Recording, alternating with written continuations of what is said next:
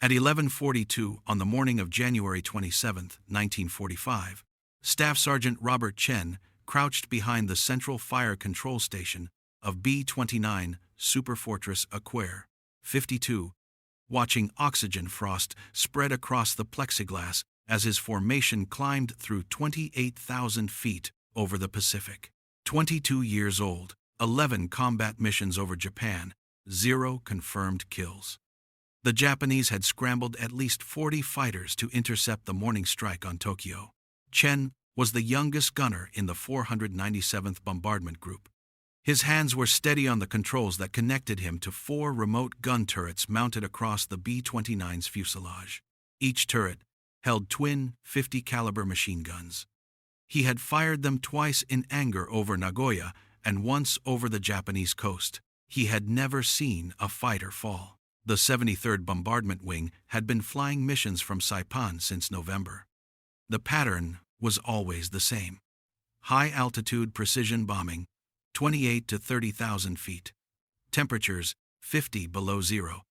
Jet stream winds so violent that bombardiers could not compensate, and Japanese fighters climbing to meet them every single time. By mid-January, the wing had lost 31 B-29s to fighters and flak. That was 31 crews, 340 men. The worst losses came on January 14th over Nagoya, when 5 superfortresses went down in less than 20 minutes. German Panther and Tiger tanks had taught American tankers about inferior armor. Japanese interceptors were teaching B-29 crews about altitude limitations. The Nakajima Ki-44 could climb to 28,000 feet in under 8 minutes. The fighter was called Tojo by American intelligence officers and Shoki by Japanese pilots. The translation was Devil Queller. The name fit. The Ki-44 carried 4 12.7mm machine guns or 2 20mm cannon. At high altitude, where the air was thin and the B-29's defensive gunners struggled with frozen mechanisms and oxygen deprivation, a single fighter could make multiple firing passes with relative impunity. Worse were the ramming attacks. Starting in August 1944, Japanese pilots had begun deliberately colliding with B-29s after expending their ammunition. This was not kamikaze doctrine. This was desperation mathematics. 1 fighter for 1 bomber was an acceptable exchange rate when the bomber cost $600,000 and carried 11 men trained for 6 months. The 47th Sentai, based at Narimasu Airfield near Tokyo, operated a special air superiority unit that practiced the tactic. American intelligence estimated the unit had destroyed at least 3 B-29s through ramming and damaged 7 others badly enough to write them off after crash landings. A-Square-52 was carrying 6 tons of high-explosive bombs in her belly. The target was Tokyo's port facilities. Weather reconnaissance aircraft had reported clear skies over the primary target. That meant visual bombing. That meant the formation would need to hold steady for the bomb run. That meant the fighters would have time to position for perfect firing angles. Chen had been briefed on the odds that morning at 0400. 62 B-29s would participate in the strike. Intelligence predicted 9 would not return. If you want to see how Chen and his crew survived what came next, please hit that like button. It helps us share more forgotten stories from World War II. Subscribe if you haven't already. Back to Chen.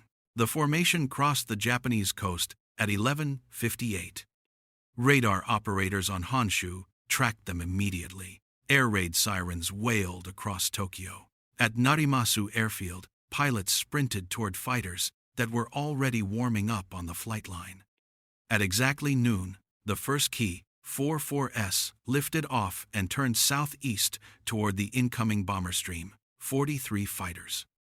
A-Square-52 was about to face more enemy aircraft than any B-29 had encountered in a single mission. The first fighter appeared at 12,000 yards. Chen saw it through the optical sight as a dark speck climbing almost vertically through scattered clouds. The speck grew larger, wings became visible. Then the distinctive radial engine cowling of a Ki-44. The fighter rolled inverted at 27,000 feet and dove toward the formation's lead element. 3 more fighters followed. Chen rotated his upper forward turret to track the diving attack. The remote control system allowed him to aim guns mounted 15 feet away from his position. A computer corrected for airspeed, altitude, and the B-29's forward motion. The technology was revolutionary. It was also temperamental. At 50 below zero, the lead Ki-44 opened fire at 800 yards. Tracers arced toward the formation. Chen pressed his firing button. The turret hammered. 50 caliber rounds streamed toward the fighter at 2,800 feet per second. The Ki-44 snap, rolled left, and disappeared beneath the formation. No hits. The fighter had broken off too quickly. By 12:07, the formation was fully engaged. Fighters attacked from all quadrants. The standard tactic was a high-side pass from 11 o'clock, diving through the formation at 400 miles per hour, then braking hard left or right to avoid the B-29's concentrated defensive fire. Individual fighters rarely pressed attacks to point-blank range. Ramming attacks were different. Chen's aircraft commander called out a fighter at 2 o'clock high. Chen swung the upper turret. A Ki-44 was positioning for a beam attack, range 700 yards. The fighter's nose was tracking a Square-52 precisely. Chen led the target and fired a 3-second burst. The armor-piercing incendiary rounds walked across the fighter's flight path. The Ki-44's engine exploded. Black smoke erupted from the cowling. The fighter rolled inverted and fell away, trailing fire. First confirmed kill. Chen did not celebrate. 2 more fighters were already maneuvering into attack position. The B-29's right blister gunner engaged one with his twin 50s. The tail gunner called out, a fighter closing from 6 o'clock low. The central fire control system allowed Chen to slave the lower aft turret to his sight picture. He tracked the target, fired, missed. The tail gunner took over and stitched rounds across the Ki-44's wing root.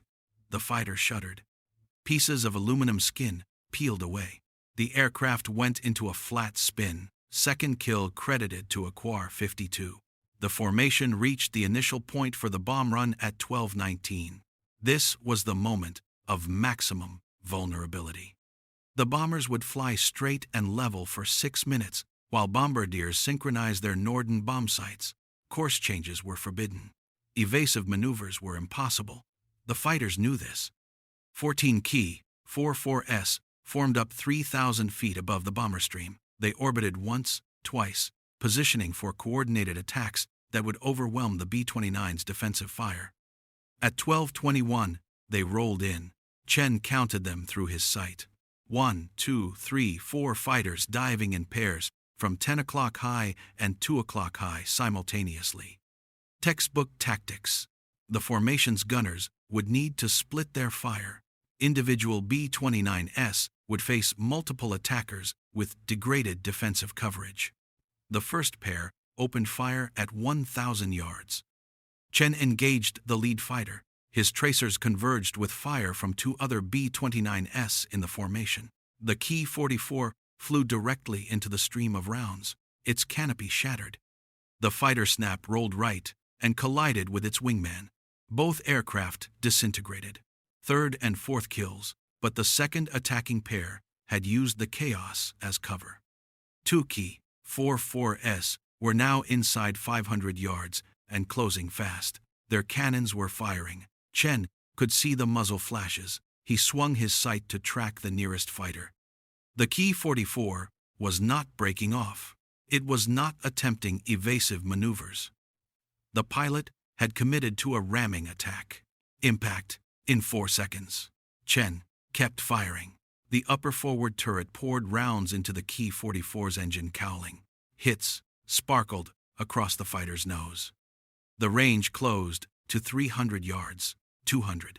The fighter was trailing smoke, but still accelerating, 100 yards.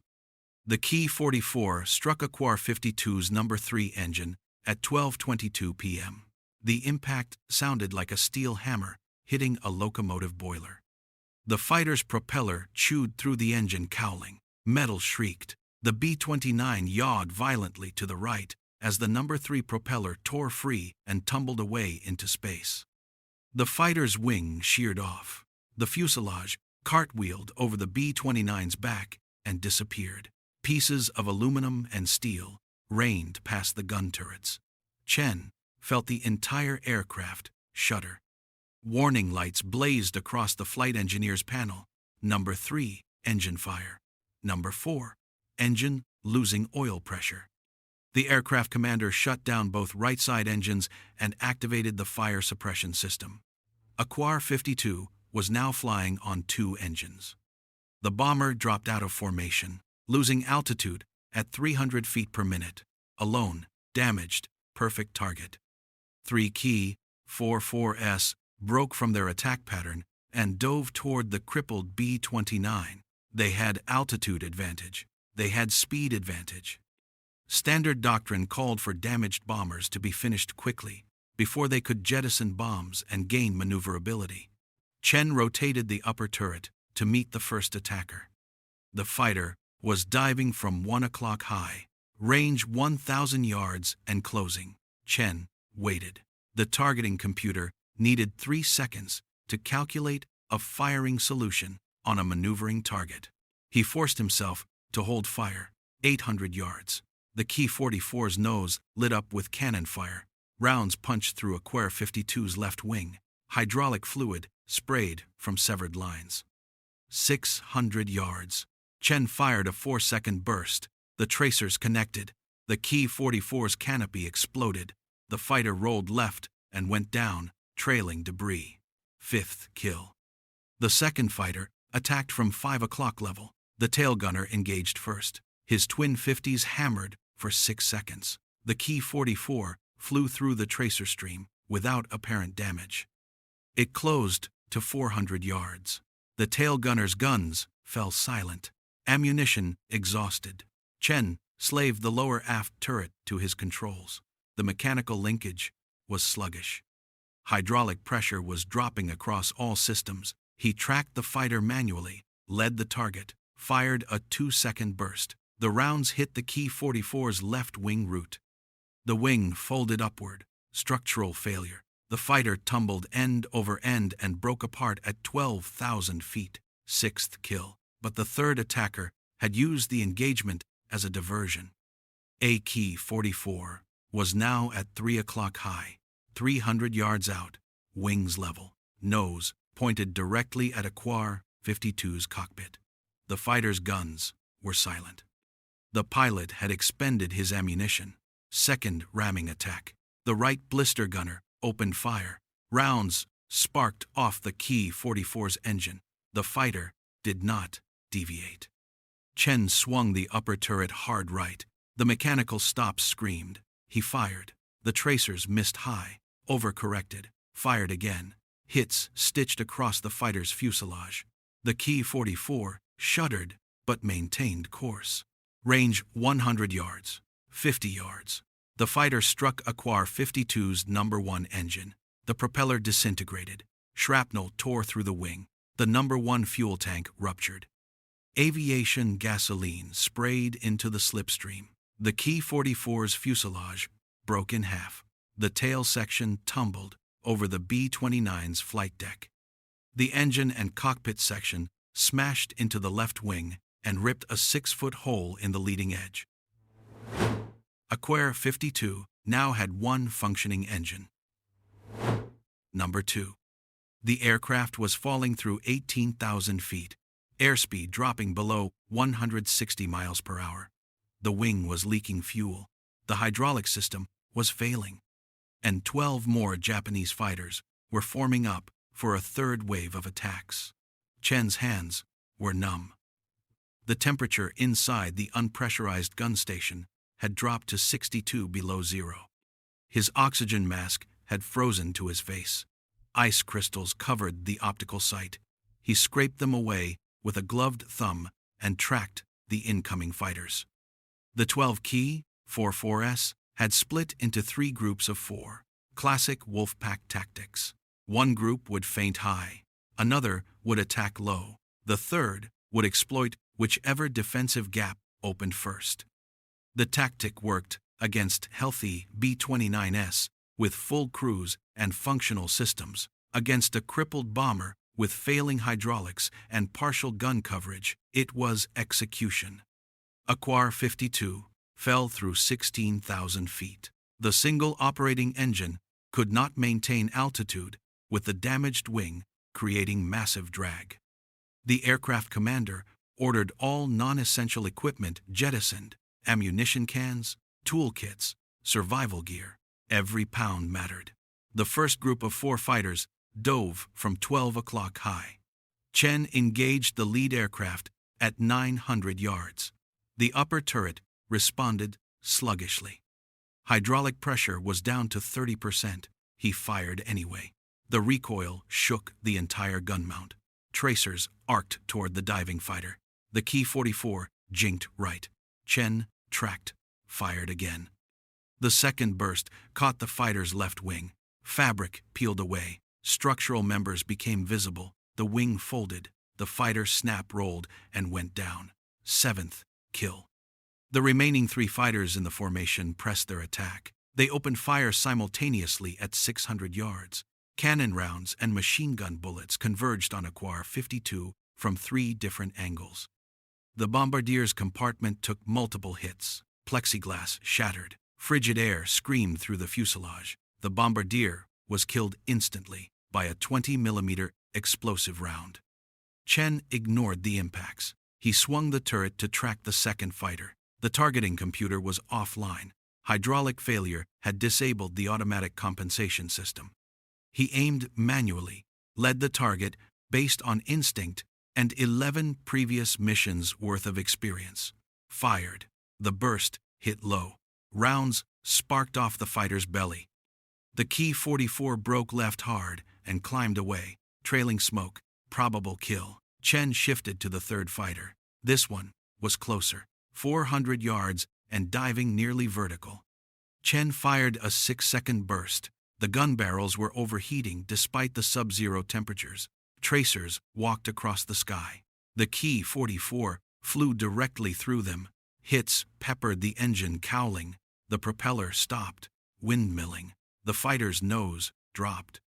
It fell past A-Square-52's left wing at 200 miles per hour and disappeared into clouds below. 8th confirmed kill. The 4th fighter in the group had used the chaos to position for a beam attack.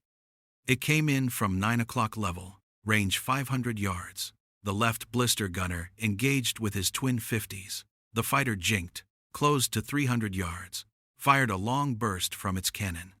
Rounds tore through A-Square-52's left horizontal stabilizer. Control cables snapped. The aircraft yawed violently. The rudder jammed hard left. The aircraft commander fought the controls, applied right aileron, reduced power on the single functioning engine to stop the yaw. Chen tracked the attacking fighter as it passed beneath the fuselage, slaved the lower turret. The mechanical linkage ground and stuttered. The turret rotated 15 degrees, then stopped. Hydraulic failure. The tail gunner took the shot. His guns were still functional, mechanically operated, no hydraulics required. He fired a 4-second burst as the Ki-44 pulled up from its attack run.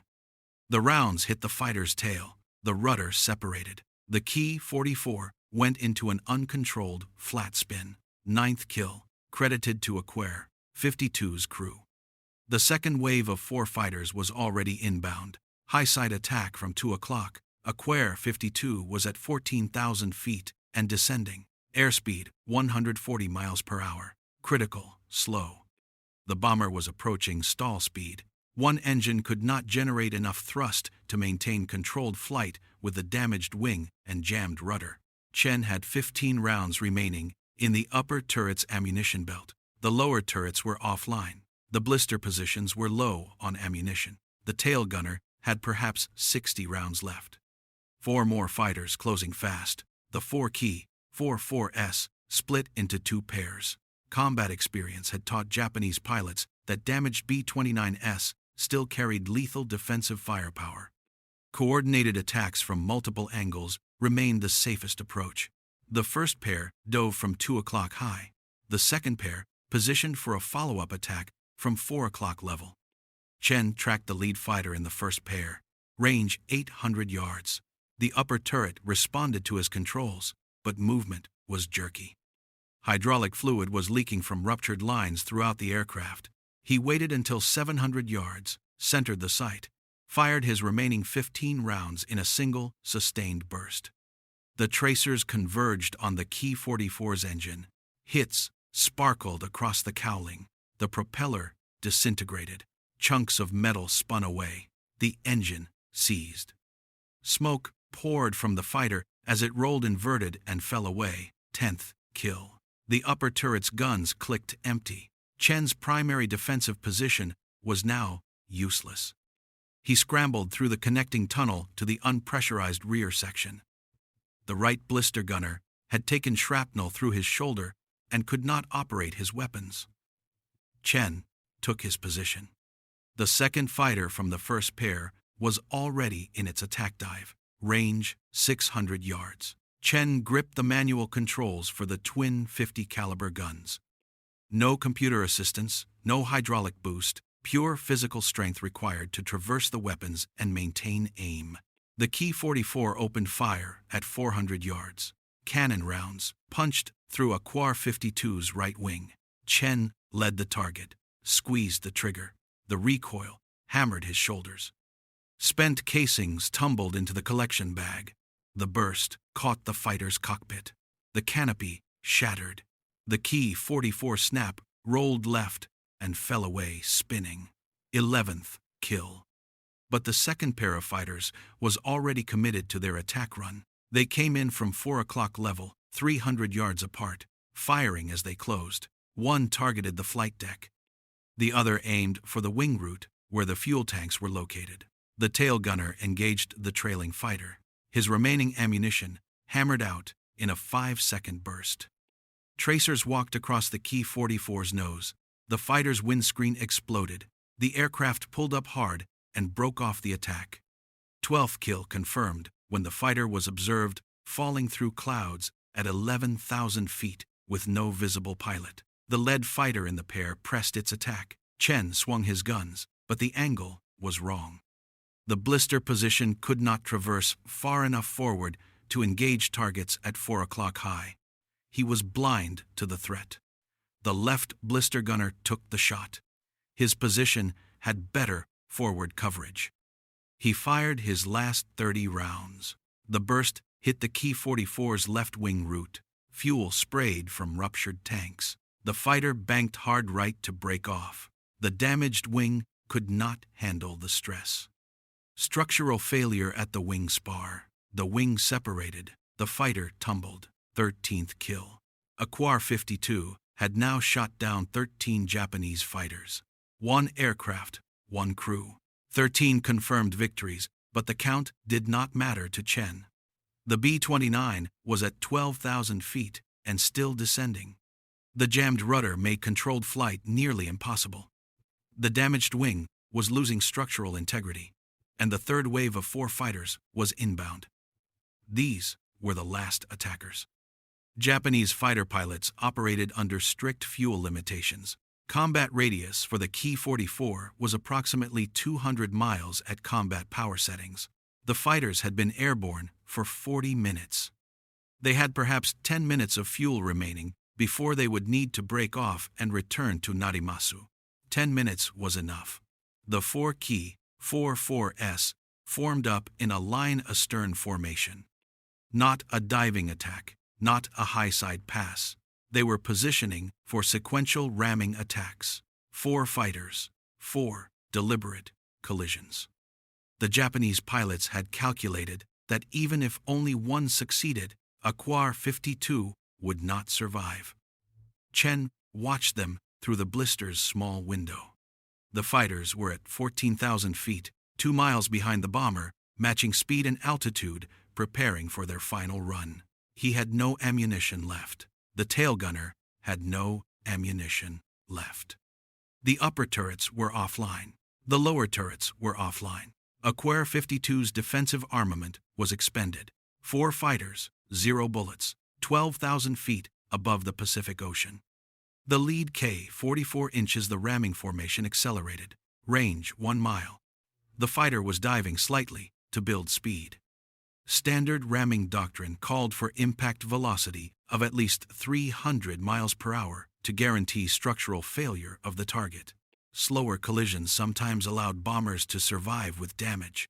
Chen braced himself against the blister window frame. There was nothing he could do.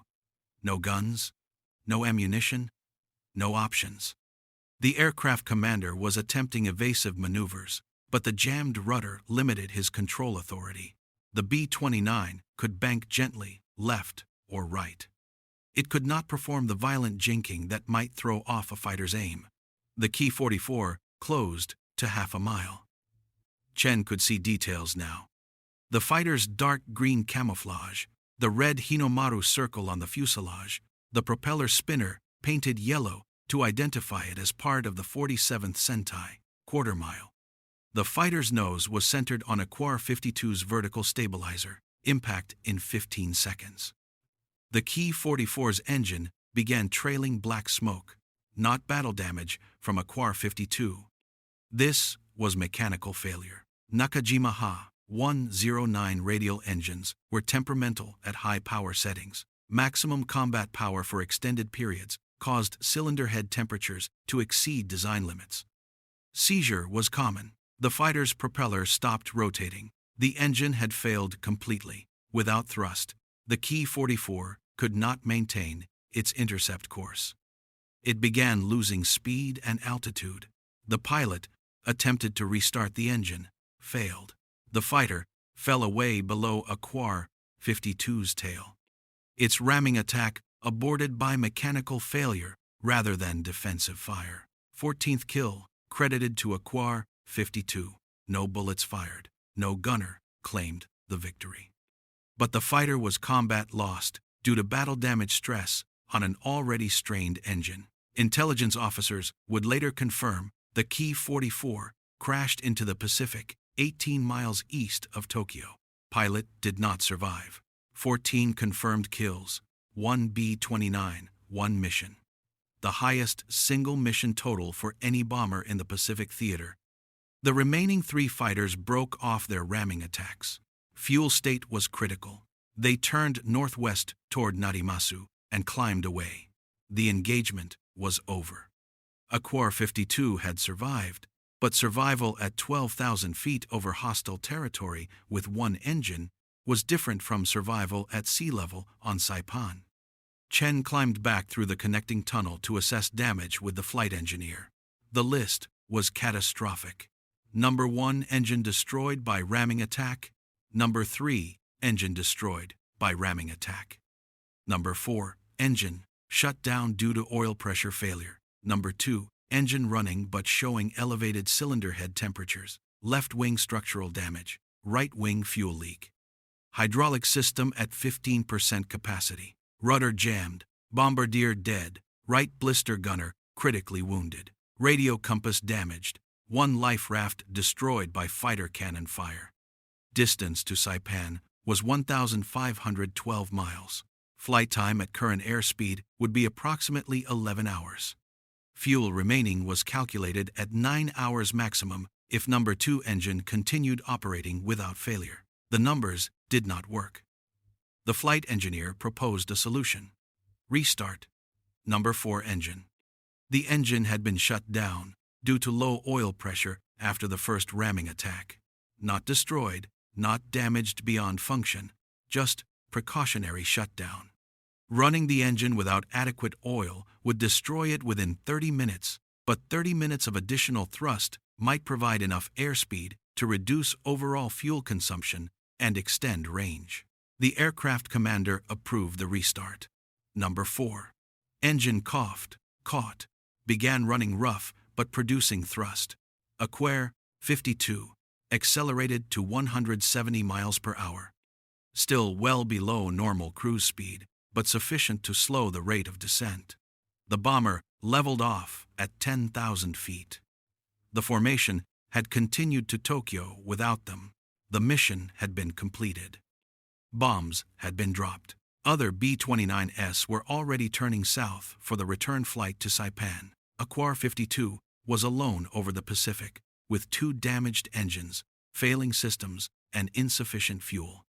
Chen moved the wounded blister gunner to a more comfortable position and applied pressure bandages to the shrapnel wounds. The morphine syringes in the first aid kit had frozen solid. Pain management was impossible. The gunner remained conscious, but was losing blood. 11 hours to Saipan, if they made it at all. Number 4. Engine failed at 14:20 hours, exactly 28 minutes after restart. The cylinder heads had overheated beyond tolerance. Internal components seized. The propeller windmilled for 6 seconds, then stopped completely.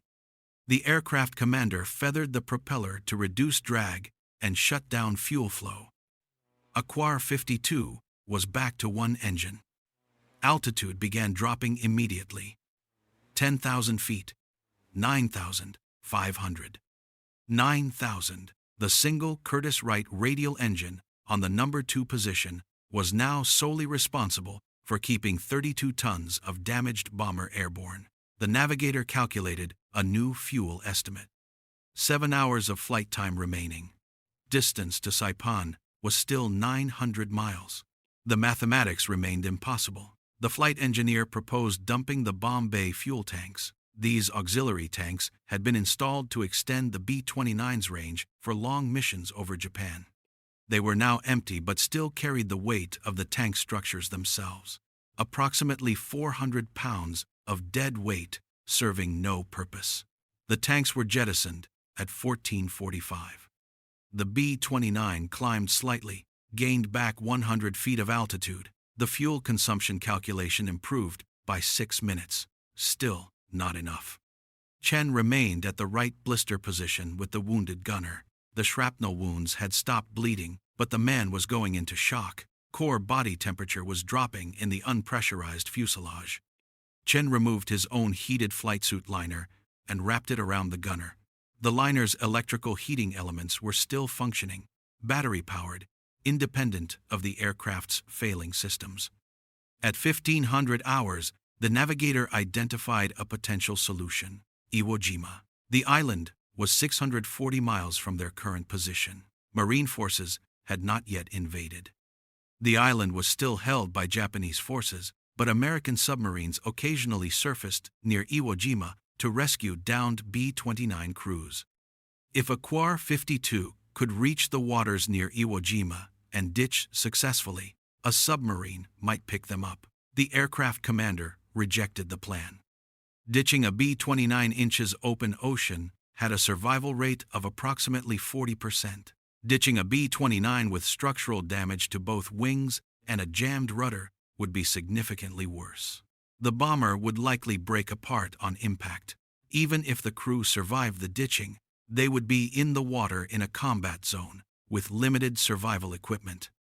The decision was made to continue towards Saipan. At 1600 hours, A-Square-52 crossed the international dateline. The navigator marked their position 700 miles to Saipan. Fuel for 5 hours and 40 minutes of flight. The gap was closing, but still favored running out of fuel before reaching the island. The flight engineer began shutting down non-essential electrical systems: navigation lights, cockpit instruments, heating elements, interior lighting.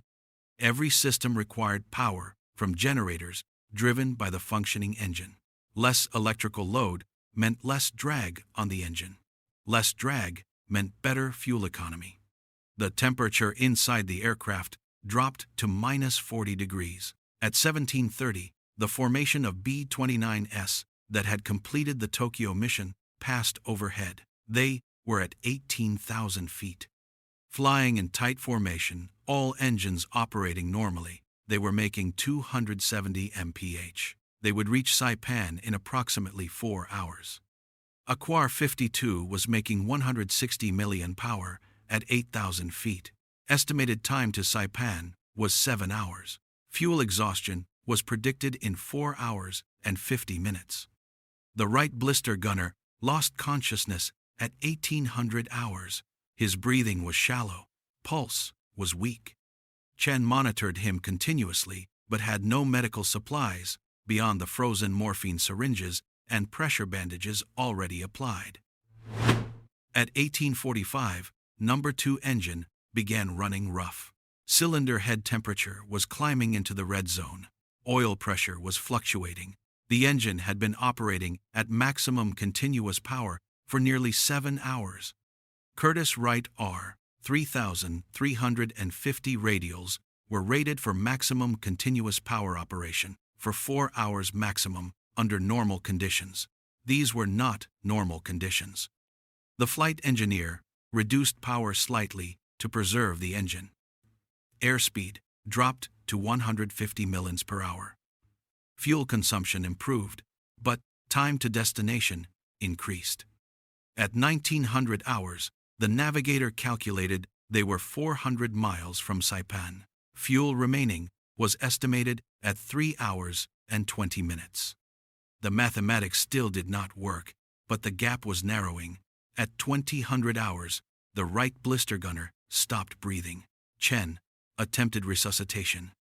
The frozen air made chest compressions nearly impossible through the heavy flight suit. After 4 minutes, the flight engineer called time of death. The gunner's body was left in place. Moving, it served no purpose and consumed energy the crew needed to survive. Number 2 engine continued running. Cylinder head temperature remained in the red zone, but the engine did not seize. Oil pressure fluctuated between 40 and 60 pounds per square inch. Minimum acceptable pressure was 50. The engine was operating on the edge of catastrophic failure. At 2100 hours, the navigator spotted navigation lights. A Navy destroyer was visible 20 miles to the east, running a patrol pattern south of Iwo Jima. The destroyer could not help them. It could not come alongside a flying aircraft. It could not provide fuel, but its position confirmed the navigator's calculations were accurate. At 2145, fuel quantity gauges read 30 minutes remaining. Distance to Saipan was 120 miles. Time to destination at current airspeed was 48 minutes. The gap had not closed enough. The flight engineer transferred all remaining fuel from wing tanks to the number 2 engine's dedicated tank. Fuel pumps, crossfeed valves, emergency systems. Every drop of aviation gasoline in the aircraft was routed to the one functioning engine. At 2200 hours, A-Square-52 was 60 miles from Saipan. Fuel gauges read 15 minutes. The navigator could see Isley Field's runway lights on the southern end of the island. Distance 8 miles. The bomber was at 4,000 feet and descending. Number 2. Engine coughed. Fuel starvation. The engine caught again, ran smooth for 20 seconds, coughed again. The propeller windmilled. The engine restarted. Power fluctuated. 3 miles from the runway, 2,000 feet altitude. The tower at Isley Field cleared A-Square-52 for emergency landing. Crash crews were standing by. Ambulances were positioned along the runway. The landing gear would not extend. Hydraulic system failure. The flight engineer attempted manual extension using the emergency hand crank. The nose gear deployed. The left main gear deployed. The right main gear remained retracted, damaged in the fighter attacks. 1 mile from the runway, 1,000 feet. Number 2. Engine quit completely. Fuel exhaustion. The propeller stopped. A-Square-52 became a glider. 32 tons of aluminum and steel, with no power and asymmetric landing gear. The aircraft commander aimed for the runway. Airspeed 130 miles per hour. Descent rate 800 feet per minute. Too fast, too steep. The B-29 crossed the runway threshold at 300 feet. Still too high. The bomber touched down halfway down the runway at 110 miles per hour. The left main gear collapsed immediately. The aircraft slew left. The left wing struck the runway surface. Metal screamed. Sparks erupted. A-Square-52 skidded 1,500 feet and came to rest in the dirt alongside the runway. All surviving crew members evacuated through the rear escape hatch. 10 men. The bombardier and right blister gunner had not survived. The aircraft was declared a total loss. Structural damage was too severe for repair. A-Square-52 had flown 1,512 miles on one engine, had shot down 14 Japanese fighters in one mission, had survived 2 ramming attacks, had brought 10 men home. If this story moved you the way it moved us, do me a favor, hit that like button. Every single like tells YouTube to show this story to more people. Hit subscribe and turn on notifications. We're rescuing forgotten stories from dusty archives every single day. Stories about gunners and crews who fought with .50 caliber guns and determination. Real people, real heroism. Drop a comment right now and tell us where you're watching from. Are you watching from the United States, United Kingdom, Canada, Australia? Our community stretches across the entire world. You're not just a viewer, you're part of keeping these memories alive. Tell us your location. Tell us if someone in your family served. Just let us know you're here.